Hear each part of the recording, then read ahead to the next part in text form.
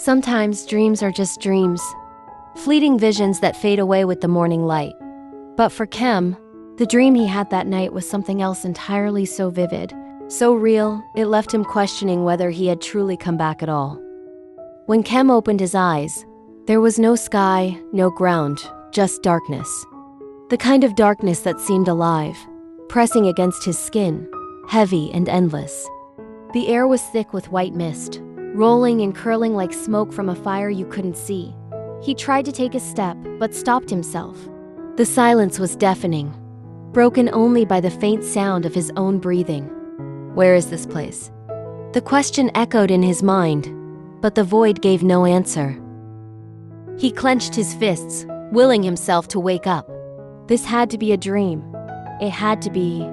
And yet, the longer he stood there, the more the fear inside him grew. He didn't know if he should move forward, or stay perfectly still. "Khem, please wake up," he whispered under his breath, as though hearing his own voice would break the spell. But time in this place felt wrong. Minutes dragged into what felt like hours, and the emptiness around him never changed. Just as the weight of it all threatened to crush him, a sound sliced through the silence. A voice. "Khem, come this way, my child."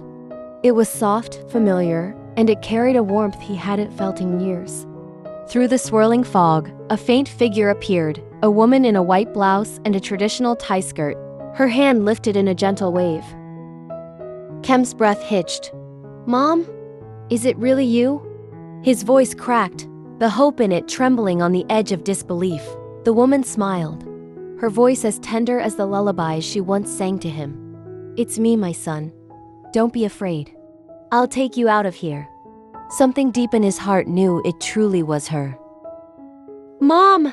Khem cried, and he ran toward her, tears streaming down his face.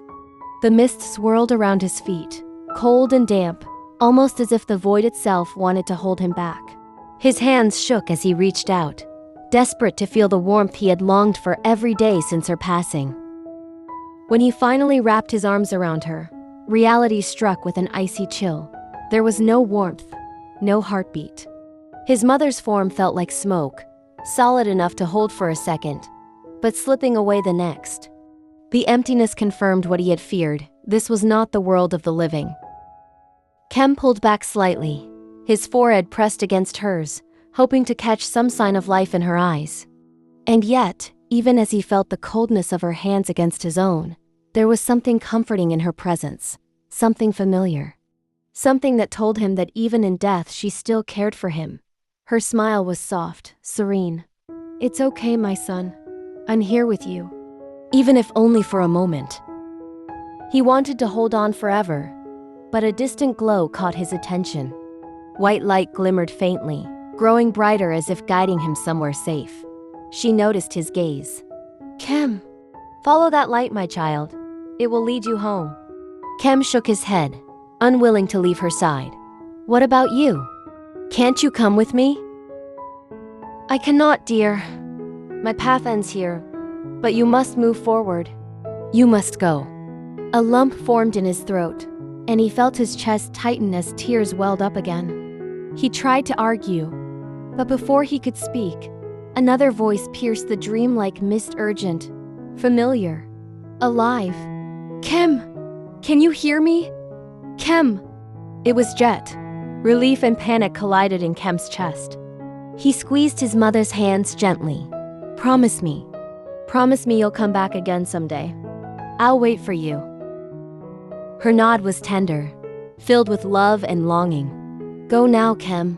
I will always be with you, even if you cannot see me." Khem hesitated, every step toward the light feeling like a betrayal. But the glow pulsed, warm and inviting, calling him toward safety. His heart ached as he reluctantly let go, running toward the white brilliance that promised life and reality. Khem's eyes shot open. The pounding of his heart was deafening in his ears, echoing with the memory of the void and his mother's final words. His breath came in short, ragged gasps. For a moment, he wasn't sure he had truly woken up. Then, he saw Jet, sitting on the edge of the bed, leaning forward slightly, his expression tense and worn. Relief flooded Jet's face as he spoke, soft and trembling with exhaustion. "You're awake." Khem's hands instinctively clutched at the blankets, still feeling the phantom chill of his mother's touch. He slowly sat up, rubbing at his face, trying to steady his breathing. "I dreamt I was somewhere dark. There was fog everywhere. And then Mom appeared. I haven't felt her presence since she passed." Jet's dark eyes, shadowed from a sleepless night, met his for a brief moment. There was exhaustion there, but also deep worry that Khem could sense even before words were spoken. Khem's voice softened, almost a whisper. I thought maybe it wasn't real, but it felt so real." Jet shook his head slowly. "It was real enough, Khem, and that's why I was so worried about you." The boy ran a hand through his hair, rubbing the tension from his temples. I felt her, Jet, for the first time. Since she died." Jet reached out and placed a steady hand on Khem's shoulder. "That's because she was trying to reach you, even if only for a moment. You need to know what you felt wasn't just a dream. It was her spirit, guiding you." Khem blinked rapidly, overwhelmed by both relief and sorrow. I don't even know how to thank her, or to let her go." "Sometimes," Jet said gently, "love isn't about holding on. It's about carrying the memory, the guidance, even when they aren't physically with us." For a long moment, Khem simply sat there, letting the sensation of her presence linger in his mind, anchoring him in a quiet mixture of grief and comfort. "What happened?" Khem asked. Jet hesitated, his jaw tightening. "You need to calm down and listen." He told Khem everything. About the owls that had gathered on the roof, their screeches slicing through the night. In the village, owls weren't just birds. They were bad omens, messengers of restless spirits. Then came the gathering. People from the village who carried old spiritual knowledge, men and women trained to sense, and even confront, the supernatural. They had all come because of him. And in the midst of them all, the master began to chant. The sound was low at first, like the murmur of a distant storm, but it grew, weaving ancient words into the air.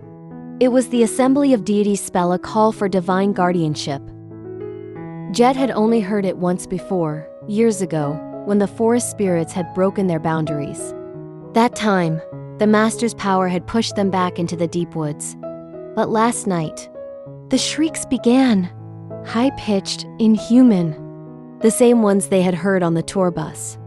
And with it came a stench, the rot of old corpses carried on the wind. Jet's voice softened. "I think they came for you, Khem." Khem's eyes lowered, his fingers curling into his palms. "I'm sorry." "Don't be," Jet said quickly. "The master and the villagers saved you. You should thank him." It was early 6:30. After a quick shower, Khem followed Jet toward the ceremonial grounds. The air outside was cool and damp, the smell of last night's rain lingering in the breeze. The master sat cross-legged on a raised wooden platform, dressed in a black shirt and trousers. He looked more exhausted than Jet, eyes shadowed, skin pale, his breathing slow but steady.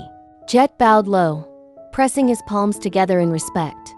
Khem did the same, though he kept his eyes on the floor, guilt still heavy in his chest. Farron's gaze swept over them, sharp as a blade, before settling on Khem.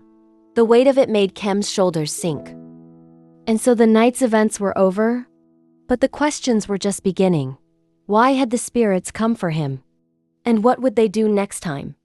If you want to uncover the next chapter of Khem's story, hit like, subscribe, and turn on notifications, because what comes next will shake him to his core.